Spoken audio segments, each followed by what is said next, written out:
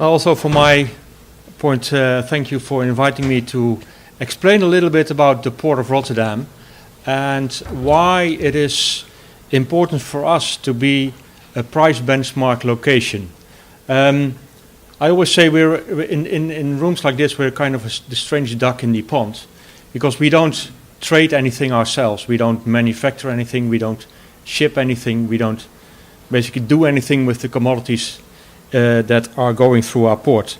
And I'll explain who we are, because we develop the port together with our customers.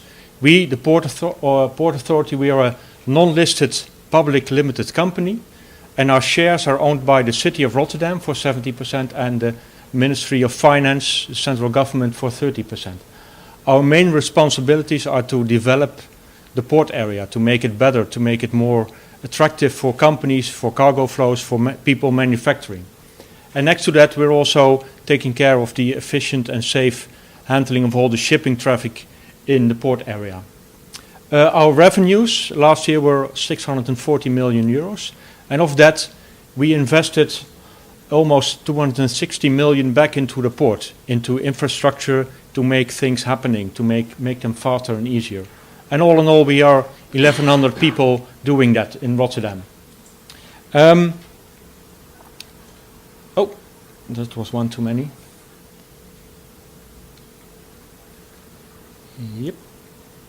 Our customers are very diversified. Here you see some pictures of the port area from the east into the west, and you see a lot of let's see, tanks here for storing oil products, for instance, and oil where Dave was talking about.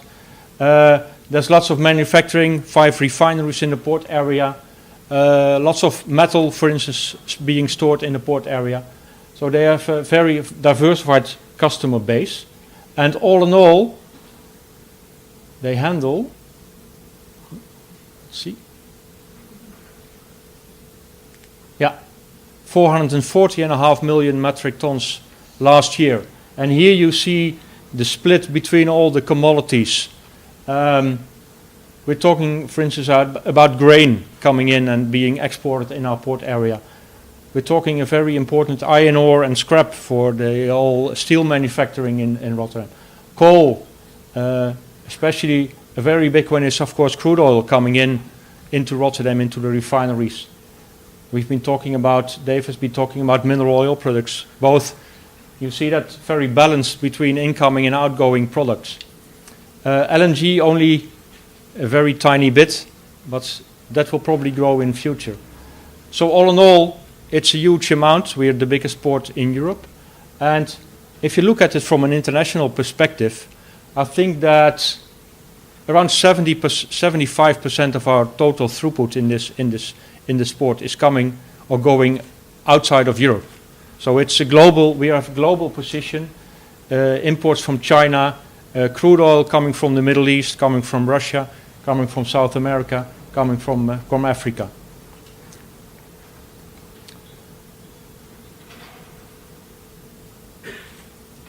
And how is this price benchmark then coming into our business?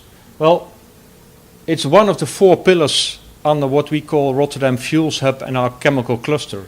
And all these pillars are, we are a worldwide hub for liquid bulk because there's large-scale production in the area, refineries, chemical plants, palm oil refineries. We just had some cookies here. Probably palm oil being refined in Rotterdam, and several biofuels plants, manufacturing biofuels. Next to that production, there's a large array of storage terminals in Rotterdam. Most of them are independent, so that means that they store product for their customers. So and there comes in the third pillar, which are the international traders, either from the majors like Shell, BP, ExxonMobil, but also from independent traders like Trafigura, like Gunvor, like Vitol, like Mercuria. And here we have the fourth one, and that's the price benchmark. Lots of products in Rotterdam, lots of these price benchmarks are being based on the trade and the activity in Rotterdam.